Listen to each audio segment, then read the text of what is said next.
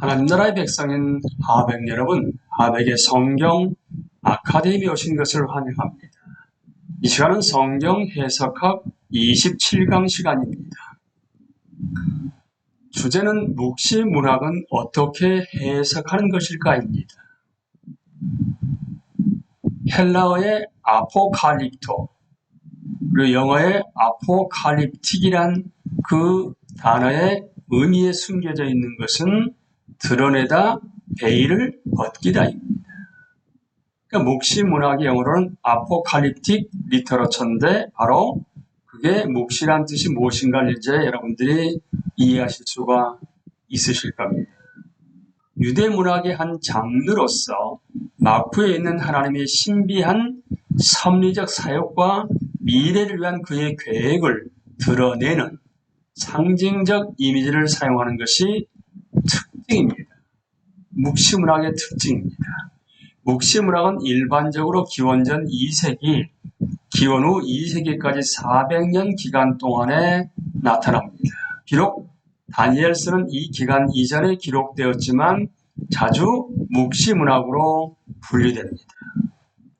이제 묵시문학은 어떻게 해석하는 것일까에 대해서 네 가지로 나누어서 얘기를 들어보겠습니다. 먼저 묵시문학의 특성들, 다니엘서 해석하기, 요한계시록 해석하기, 성경 외의 묵시문학, 이렇게 네 가지를 함께 하나씩 살펴보겠습니다. 먼저 묵시문학의 특성들입니다.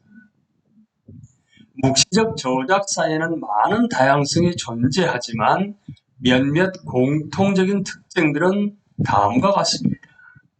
어느 세대에 속한 질적으로 다른 존재의 도리를 알리기 위해서 하나님이 현 세대 속으로 들어오심에 대한 기대, 하나님의 메시지를 선택받은 수신자, 대변자에게 전달하기 위해 천사적 중개자 또는 중개자를 사용하는 것. 선택받은 인간 수신자가 천사적 중개자와 계속적인 상호작용과 의사소통하면서 천상계로 여행함. 현재 숨겨진 영적 실체와 미래의 신적 개입을 묘사하는 매우 상징적인 환상과 꿈들. 최종적 하나님의 심판에 대한 환상들.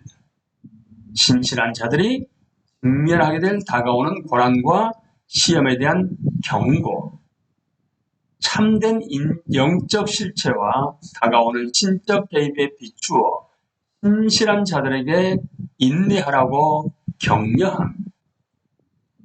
성경 안에는 묵시적이라고 분류될 수 있는 분리된 요소들이 있지만 예를 들게 되면 이사야 24장에서 27장, 에스겔 38장, 39장, 스가랴서 1장부터 6장 등등이 묵시적 장르에 들어갈 충분한 요소를 가진 정경적 책들은 다니엘서와 요한계시록뿐입니다. 그러니까 영어 단어 레빌레이션의 그 요한계시록을 영어로 레빌레이션을 얘기하는데요. 그 아포칼립스가 보여주다, 그 베일을 들어서 보여주다는 그 동의어이고요. 아포칼립스는 근본 헬라어 제목인 아포칼립스 요한누 중에 한 단어를 음력한 것이 바로 여러분 요한계시록입니다. 요한계시록의 대부분이 묵시문학의 표준적 묘사에 잘 맞아들어가지만 사실상 요한계시록은 다소 합성된 작품입니다. 그 책의 한 부분은 서신으로 되어 있습니다. 요한계시록 2장 1절부터 3장 22절까지가 7교회에 보내는 서신이죠. 다른 부분은 구약의 예언서를 보여주는 듯합니다. 계시록 1장 3절을 보시게 되면 이 예언의 말씀을 읽는 자와 듣는 자와 그 가운데 기록한 것을 지키는 자는 복이 있나니 때가 가까웁니다. 유사하게 다니엘서 전반부는 바벨론으로 유배된 신실한 유대인들에게 대한 내러티브로 구성되어 있는 반면 후반부는 다가오는 지상의 전쟁과 세대의 끝에 대한 다니엘의 환상을 기록하고 있습니다. 묵시문학 장르에 대한 약간의 이해를 제외하고는 다니엘서와 요한계시록은 현대 독자들에게 수수께끼로 남아 있습니다. 다니엘서와 요한계시록이 다른 묵시문학 작품과 근본적으로 어떻게 다른가를 언급하는 것도 중요합니다. 그리스도인으로서 우리는 다니엘서와 요한계시록을 오류가 없는 성경으로 인정합니다. 다른 어떤 묵시문학도 이런 지위를 주장할 수 없습니다. 이제 다니엘서 해석하기입니다.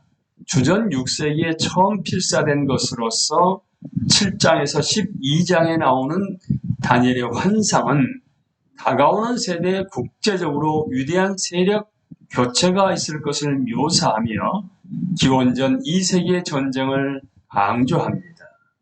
또한 다니엘의 환상은 역사의 정점과 죽은 자의 부활을 예견합니다.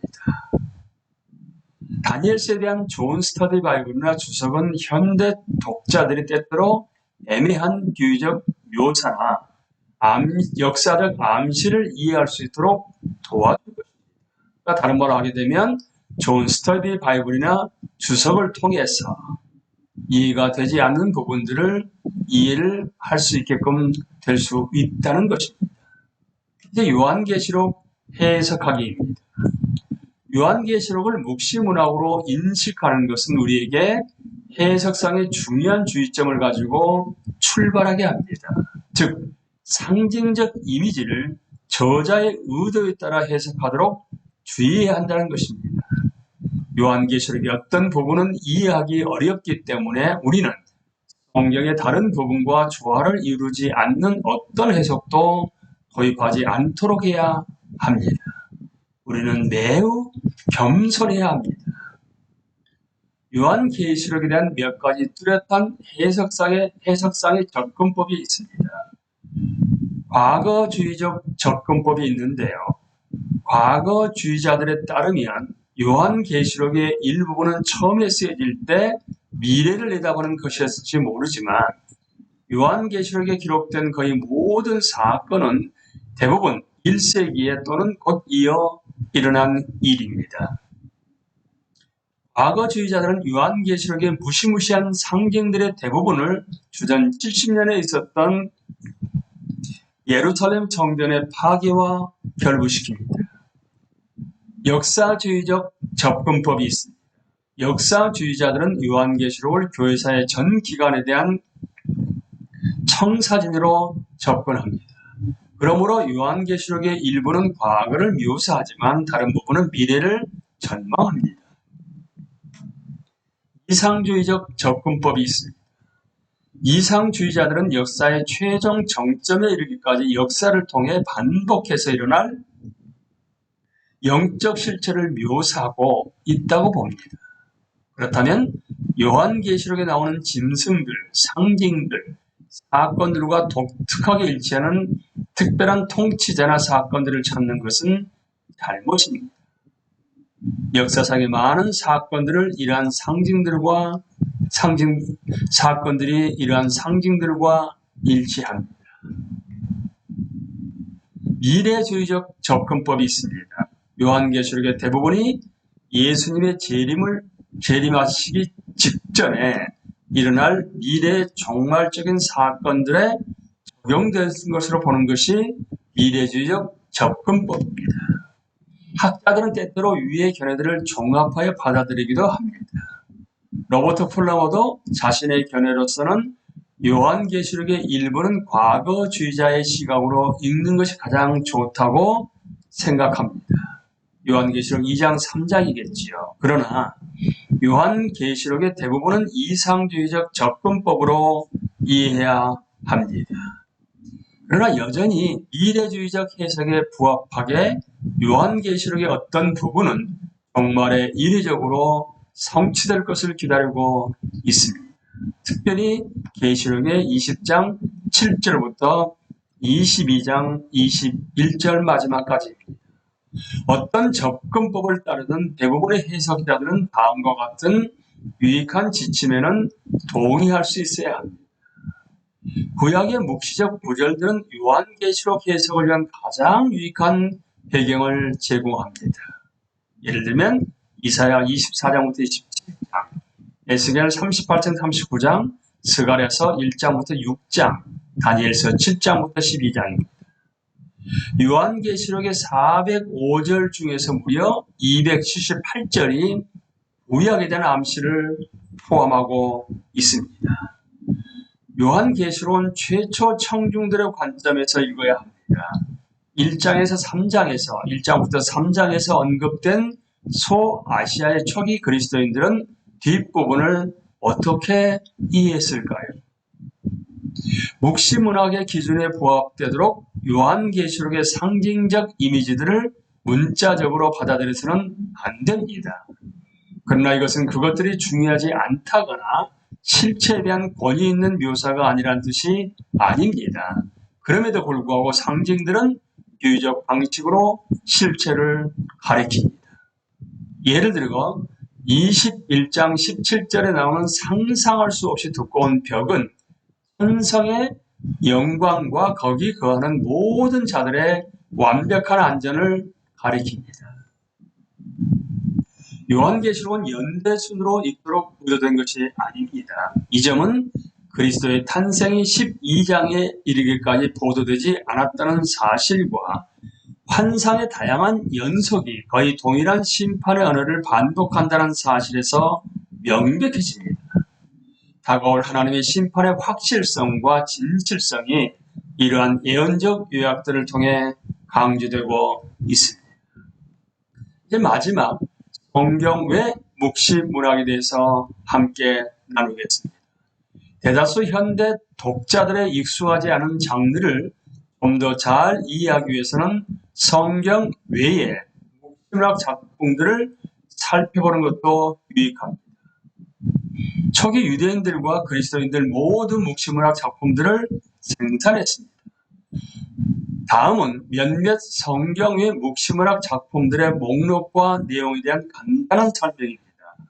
에녹서가 있습니다. 주전 200년부터 주후 50년 사이에 기록된 에녹 1서는 가장 잘 알려진 성경 외 묵시문학 작품 중 하나입니다. 5개의 부분으로 구성되어 있는데 첫 부분이 파수자의 책, 두 번째가 비유의 책, 세 번째가 천문학적 저서의 책, 네 번째가 꿈 환상에 대한 책, 그리고 5번째가 현지에 대한 책입니다. 바룩서가 있습니다. 주후 2세기 초에 기록된 이 작품인 바룩서는 로마인들이 주후 70년에 예루살렘을 정복하도록 허용된 이유를 이해하려고 시도합니다.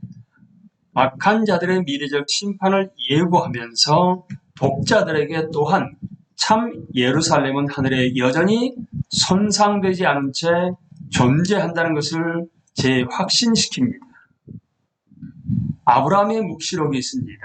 주후 70년에서 200년 사이 어느 시기에 기록된 아브라함의 묵시록은 이교 사상으로부터 아브라함이 회심한 것에 대해 알려주고 있고, 이어지는 내용은 아브라함에게 주어졌다는 묵시적 환상에 대한 것입니다. 이 환상은 창세기 15장에 기록된 족장의 환상을 매우 길게 확장하고 있으며 거기에 풍부한 신학적, 우주론적, 종말론적 세부 내용을 추가하고 있습니다. 이제 스바냐의 묵시록이 있습니다. 주전 100년부터 주후 100년 사이에 기록된 스바냐의 묵시록은 구약의 선지자인 스바냐의 환상적인 경험을 알려주고 있다고 주장합니다. 이 책은 하늘로의 여행 주제의 전형적인 것입니다.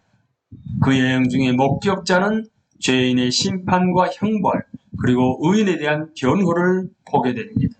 이 작품은 그런데 부분적으로만 보존되었습니다. 이제 마지막에 헤르마스의 목자인데요. 교부들의 일부분, 즉 신약 이후의 초기 그리스도인 저술들으로서 헤르마스의 목자는 2개의 주요 부분으로 구성되어 있습니다. 첫 번째가 환상인데 1부터 4까지를 하게 되면 환상 5를 서두로 한 명령과 비유들이 두 번째입니다.